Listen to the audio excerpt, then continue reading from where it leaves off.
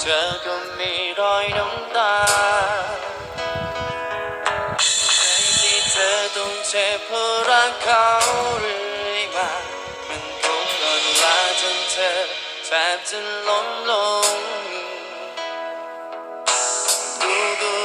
ว่าเธอคงไม่เข้าทั้งใจไม่ว่าอะไร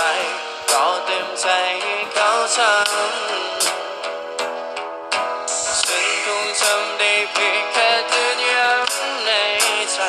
เจ็บช้ำแค่ไหนก็มีสิทธิ์ทำได้แค่มองแต่เธอยังรักอยู่เรื่อยมาช้ำอยู่เรื่อยมากับโลกที่เขาให้เธอแค่น้ำตากับฉันที่เห็นเธอมีค่ารักเธอมากกว่าแต่ทำอะไรเธอไม่ได้เลยเธอหากว่าเปลี่ยนให้ฉันเป็นคนที่ข้างเธอจะทำให้เธอได้เจอกับรักที่ไม่มีวันเสียใจจะลองที่คนที่คอยสบายกลายเป็นคนไม่มีใครให้ฉันกลายเป็นคนที่รักเธอฉันใจ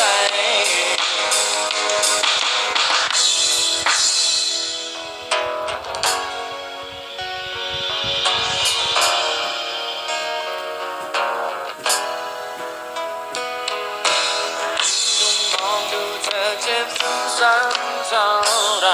มันทำให้ใจฉันมันยิ่งทรมานในความเป็นจริงเธอมีเขาทั้งใจและมีแต่เขาที่มีสิทธิ์ได้ครอบครองแต่เธอยังรักอยู่เรื่อยมาช้ำอยู่เรื่อยมากับโลกที่เขาให้เธอแค่น้ำตากับฉันที่เห็นเธอมีค่ารักเธอมากกว่าและทำอะไรเธอไม่ได้เลยเธอหากไม่ให้ฉันเป็นคนที่รักเธอจะทำให้เธอได้เจอกับรักที่ไม่มีวันเสียใจจะหลอกให้คนที่คอยทำร้ายกลายเป็นคนไม่มีใครให้ฉันกลายเป็นคนที่รักเธอฉันใจ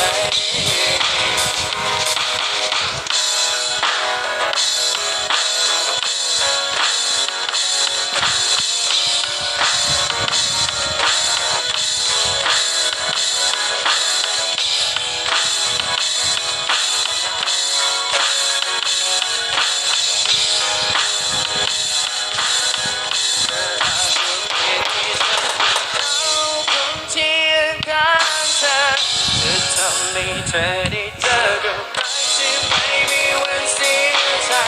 จะ